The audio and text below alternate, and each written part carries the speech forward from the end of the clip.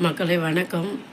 இப்போ நான் என்ன பேசுகிறேன்னா, இந்த கோவையில் குழந்தைக்கு நடந்த கொடுமை யாருக்குமே நடக்கக்கூடாது. அந்த குழந்தைய பலாத்காரம் பண்ணி சாகடிச்சாங்க. அந்த குழந்தைக்கு உண்டான நிதியை நீங்கள் வழங்கணும், தக்க நடவடிக்கை எடுக்கணும், நல்ல ஒரு தீர்ப்பு கொடுக்கணும் அவனுக்கு. அந்த தீர்ப்பு சாதாரணமாக இருக்கக்கூடாது. அவனை அணுவாக சித்திரவதை கொடுத்து அதுக்கப்புறம் அந்த தீர்ப்பு கொடுக்கணும். ஒவ்வொரு குழந்தைகளும் பாதுகாப்பாக ஸ்கூலுக்கு அனுப்புகிறோம், வெளியில் அனுப்புகிறோம். நான் திரும்பி வர வரைக்கும் பயமாக இருக்குது. மக்களே, நம்ம ஒரு தாயும் குழந்தைங்கள பார்க்குறது நம்மளுடைய கடமை. நம்ம 1000 வேலையாக இருந்தாலும் அந்த வேலையை விட்டுட்டு குழந்தை எங்கே போச்சு எங்கே வந்துச்சுன்னு கண்காணிப்பது பெற்றவங்களுடைய கடமை. அதே மாதிரி அந்த குழந்தை மேலே வைக்கிற நம்பிக்கைன்றது வேறு. அதுக்கு மேலே அதுங்களுக்கே தெரியாது நடக்கிறது வேறு. அதே போல் ஒவ்வொரு தாயும் ஒரு அலட்சியமாக ஒரு சரக்குக்காக அடிமையாகாதீங்க. அடிமையானால் நம்ம கடைசியில் நம்ம குழந்தைய தான் நம்ம தோற்றுருவோம்.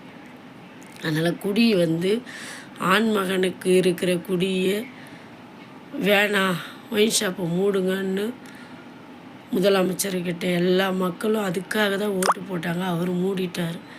ஆனால் நம்ம பொம்பளையாக அதை குடிச்சிட்டு நம்ம பிள்ளைய பாதுகாப்பு பண்ண முடியாமல் அசால்ட்டாக கூல்ட்ரிங்க்ஸ் எடுத்து குடிச்சேன்னு சொல்கிறாங்க அந்த அம்மா பேட்டியில்.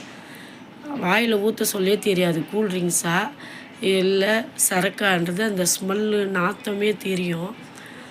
அவங்களாம் எப்படி தான் அதை கூச்சம் இல்லாமல் சொல்கிறாங்கல்ல, அவங்க ஃபேஸில் ஒரு கண்ணீர் கூட வரல. அந்த குழந்தைய பார்க்க அப்படியே கம்முறுது, நம்ம உள்ளே அப்படியே கொதிக்குது. ஆனால் அந்த அம்மா அவ்வளோ தெளிவாக பேட்டி கொடுக்குறாங்க. பத்தாத்துக்கு இன்னொருத்துக்கு அவங்க தங்கச்சி அவங்க சொல்கிறாங்க, நிதி நிவாரணம் பற்றியே பேசுகிறாங்க. அந்த குழந்தை போயிடுச்சே, 10 வருஷமாக நம்ம வளர்த்த குழந்தை போயிடுச்சுன்னு அவங்களுக்கு ஒரு துளி கூட எண்ணம் இல்லாத நிதி நிவாரணத்தை பற்றி பேசுகிறாங்க. அவங்களாம் என்னன்னு சொல்கிறது, அப்போ குழந்தை செத்துட்டா பணம் வரும்ன்ற ஒரு எண்ணத்தில் இருக்காங்களா என்னன்னு தெரியல. நம்ம குழந்தையே போயிடுச்சு, பணம் எதுக்குங்க? பணம் எதுக்காக நம்ம வாழறோம்? நம்ம பெற்ற குழந்தைங்கள நல்லபடியாக வச்சுருக்கணுன்றது தான் பணம்.